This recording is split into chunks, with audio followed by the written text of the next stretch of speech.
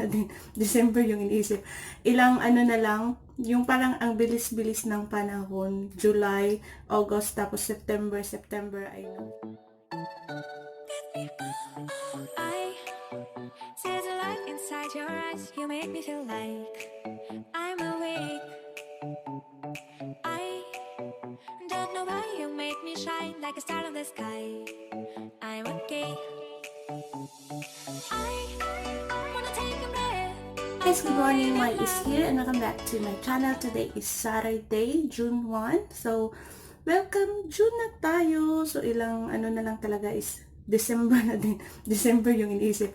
Ilang ano na lang, yung parang ang bilis-bilis ng panahon. July, August, tapos September, I know sa Philippines, di ba, magsa-start na yung bear natin. Christmas na yan. So excited here. Super excited lang for the coming Christmas. But yeah, anyway, today is Saturday and it's my holiday. And nagluto ako, kasi ako lang dito sa bahay, so may time ako na magluto. So nagluto ako ng lumpiang Shanghai. Lumpiang Shanghai din. Lumpia. Purple cabbage yung ano ko, tapos potato and carrots. And yesterday, gumawa ako ng banana cake and I still have, so dadalhin ko din siya sa church. So nag-prepare na ako going to church. Ito lang yung baon ko today. And I still have the banana. I'm thinking to bring the banana, but yeah. Sabi ko, huwag na na. Ano na, 7:40 na. 7:40 a.m. Then I need to be there at around 9 o'clock. So I need to hurry and go out now. Pero nag-ano pa ako. Ang dami ko pang. Hindi ako magkakape. Siguro doon na. Uminom na ako ng tubig. And yeah, doon na siguro ako sa church inom ng kape. Pero nag-iiwas na kasi ako ngayon ng kape. Ilang weeks na. Successful. Pero minsan, may isang araw, once a week lang ako inom ng kape. O minsan, nagtitimpla ako, parang titikman ko lang, tapos itapon ko din. Para lang talaga na mawala yung ano ko sa kape. So, ang haba na ng hair ko. Last time na nagbakasyon ako, hanggang dito lang yung buhok ko, ngayon ang haba na niya. Yeah, anyway. Maganda muna tayo, guys.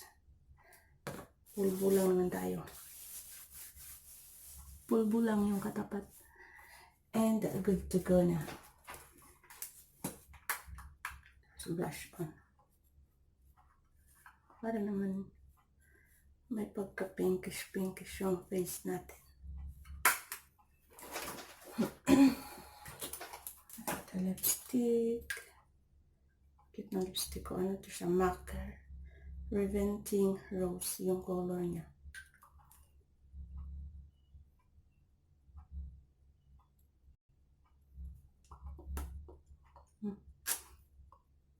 Ayoko kasi din yung sobrang ano ba.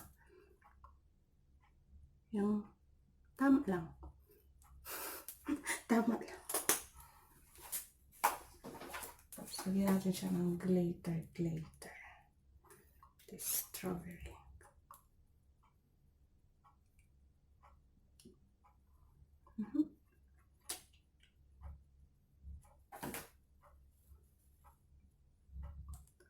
Para siya initis siyang tingnan. Yeah, anyway guys, balikan ko kayo maya if nandoon na ako sa church.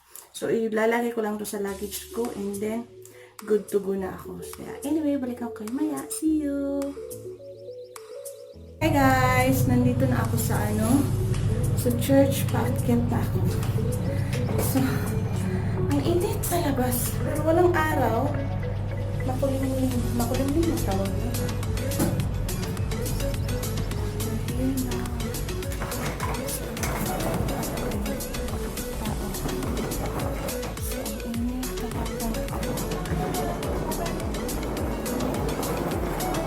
Good morning! Hello! Good morning! Morning vlog! Hi, good morning! Eating breakfast! Ang init kayo sa gawas, no? Huh? Ang init! init. Ano ba yung Back kasi. Okay. Anyway guys, balikan pa yun. Hey guys, see you. For a van. In Philippines, I challenge them. Don't ask for a motorcycle. Ask for a van. Yeah, ask for a van. If you already have a motorcycle, ask for a van or a bus. So bakit our God is a big God? Why just amen? Praise the Lord. So why you just bakit nyo ba minamaliit ang Panginoon? Correct. Diba? So, we can ask unlimited from Him. Okay? Ephesians 6:18.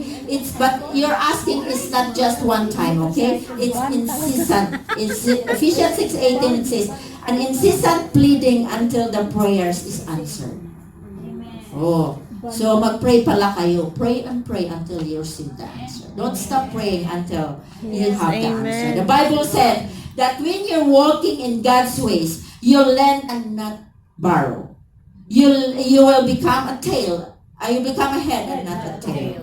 And you will live long life and God will satisfy you. Amen. If we walk according to His way. Amen. Praise God. You will never reach your fullness of your potential if you only pray small prayers.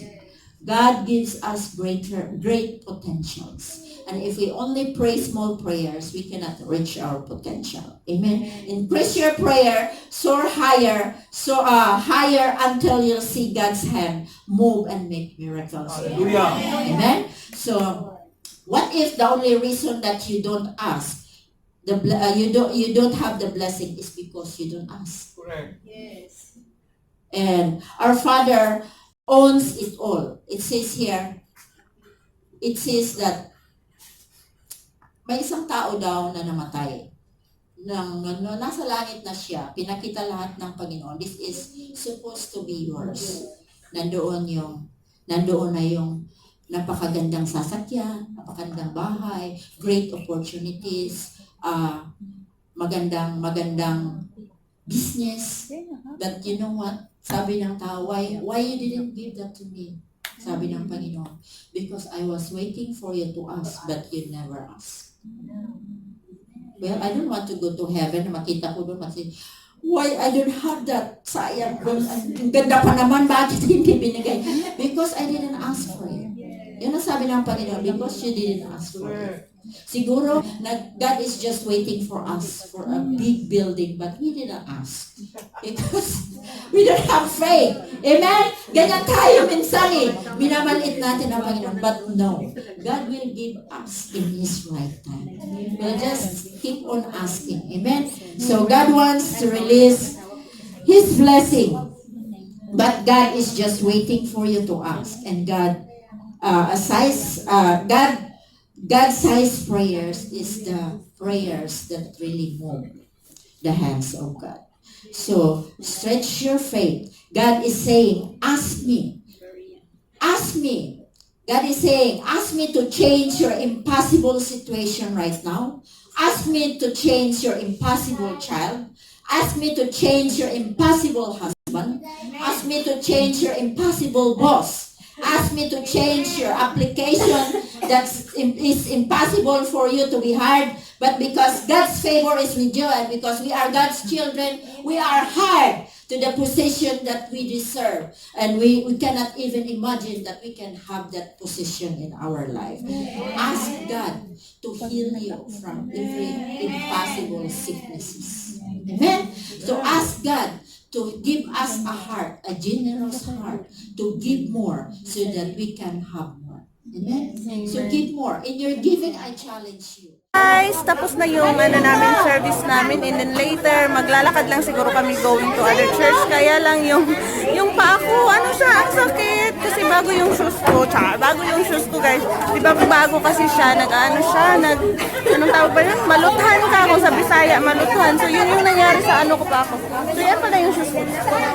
And yeah, ito yung ko today. So yun. So tapos na kanina yung namin, yung dress rehearsal, and it's so nice yung namin. So abangan nyo yung dress, talaga namin, presentation na talaga. Ay, to? Nagpa-vlog pala ako. Hello, madam. Para kasali ka sa vlog ko. Para makita sa YouTube. Ito yung pastora po namin dito sa Hong Kong. Yeah, Good afternoon, everyone. We're just happy, so happy that we finish our worship service. And I know that the Lord has a plan for your life. Yes. You will be blessed. Yes po. Thank you po. So anyway guys, balikan ko kayo maya and see you. Guys, nandito na kami sa taxi going to other church. Sabi ko kanina maglalakad sana kami. Kaya lang, ang sakit talaga ng paa ko. And then, gutom na rin kami because it's already 2 o'clock na in the afternoon. So, sakay na lang tayo ng taxi. So, kasama ko si Ate Curly, tsaka si Mali. Paano mo yung pag-mulay tato mo? Bakit? Kumahal ko. Uy, ano mo yung ano ko, babe? Ano yan? Gamot sa hilo. Ah, ito pala yung gamot na ginagamit ni Manilin pag nahihilo siya. It's an inhaler poison. Para siyang ano, para din siyang Vicks. So, ayan o. Inhaler. Ano nga siya? Silang dalawa doon. Maganda nga siya, be. Pero ako may Vicks naman ako. Ay, ewan ko kung nandito ba sa bag yung Vicks ko. Yeah, anyway guys, balikan ko kayo maya. Ako nandun na kami sa church kasi yung ano ko lang pala ngayon, food ko is yung lumpia tsaka yung banana bread. Wala kaming rice. Nakalimutan kasi magsain kami. So anyway, balikan ko kayo maya. See you! Ako ba kung to ano kung United States of Philippines? United States of Philippines. Kung nandun na ako sa United States of Palawan, maminis mo talaga ako. B, basta ha, in the near future, ano siya, Kaya ano na tayo, basta maano na yung makarating tayo sa paroroonan. Yung papunta mga masarap. Nauto sila. Stars. lagi na video siguro tato ni Christine ay nagkatawa-katawa man siya nga tabi eh. Ay, dili sa nakuan. Kanang, kanang naa sa kuan guys, si Christine na nag-vlog siya, nag-vlog food niya sa iya.